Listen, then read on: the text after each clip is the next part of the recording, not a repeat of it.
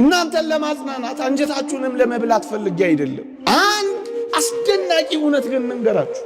በዚህ ምድር ጠቃሚዎች ሆነን እንኳን ባንጨርስ በሰማዩ የእግዚአብሔር ቤት ግን በጣም ጠቃሚዎች ነው የምንሆነው። ብዙ ዘመናት የማንጠቅም አድርገን ራሳችንን ቆጥረን ይሆናል። ከዚህ በኋላሞ ምን እጠቅማለሁ? ዘመን አልፎብኛል፣ ጊዜ ሄዶብኛል፣ እድሜ ባክኖብኛል፣ ጉልበት አጥቻለሁ፣ ኃይል ከርቶኛል፣ መደመጥ ጠፍቶብኛል፣ ፈላጊ አጥቻለሁ፣ ተትቻለሁ የምንል እንኳን ቢሆን እግዚአብሔር የሚያቅተው ዘመን፣ እግዚአብሔር የማያወጣው መቃብር፣ እግዚአብሔር የማይሰጠው ኃይል፣ እግዚአብሔር ሲመጣ የማይለውጠው ሕይወት እንደሌለ ማሳያ ነው። ዛሬ ልፍስፍስ ልንሆን እንችላለን። ዛሬ የማይገባ ሊሆን ይችላል። ዛሬ ደንዛዞች ናቸው ልንባል እንችላለን። ግን እግዚአብሔር እጆች ከነኮ እመኑኝ እንጠነክራለን። በትላንት ምክንያት ብዙ በቀል ይዛችሁ ይሁን፣ ብዙ ቂም ቋጥራችሁ ይሁን፣ ብዙ ሕይወታችሁን አበላሽታችሁት ይሁን፣ አንዴ ከተበላሸማ ሕይወቴ እንደጀመረ የጨርሰኝ ብላችሁ ሱስ ውስጥ ዝሙት ውስጥ ገብታችሁ ይሁን፣ እድሜ አልፏል፣ ጊዜ ባክኗል፣ ቀኑ የተመቸ አይደለም፣ ሁኔታዎችም አስጠሊታዎች ናቸው። ታዲያ ከዚህ በኋላ እኔ ጠቃሚና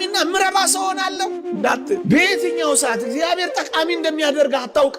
መቼ እግዚአብሔር ወደምትጠቅሚና ወደምትጠቅምበት ሕይወት ልትመጣ እንደምትችል አታውቀውም። ዛሬ የምትጸልዩ ጸሎት እንኳን ለእግዚአብሔር ለእኔም እኮ አይሰማም ብላችሁ አስባችሁ ጸሎት ማድረግ ማቋረጥ የለባችሁ። ዛሬ ኃጢአትን ድል መንሳት ስላልቻልኩ በቃ እኔ እንደዚሁ ነኝ የምቀጥለው ብላችሁ በኃጢአት ውስጥ እንዳትሰጥሙ አደራችሁ። ዝነኛ የምንሆንበት ጊዜ አለ። ተፈላጊ የምንሆንበት ጊዜ አለ። ምርጥ የምንሆንበት ጊዜ አለ። የኛ ጊዜ የሚጀምርበት ጊዜ አለ ነው ምላችሁ። የግድ እዚህ ምድር ላይ የግድ አሁን አትበሉ ነው ምላችሁ። እስካሁን ስላልጠቀማችሁት አትቆጩ። ከእንግዲህ በኋላ እንዴት ጠቃሚ እንደምትሆኑ አስቡ። ጠቅማላችሁ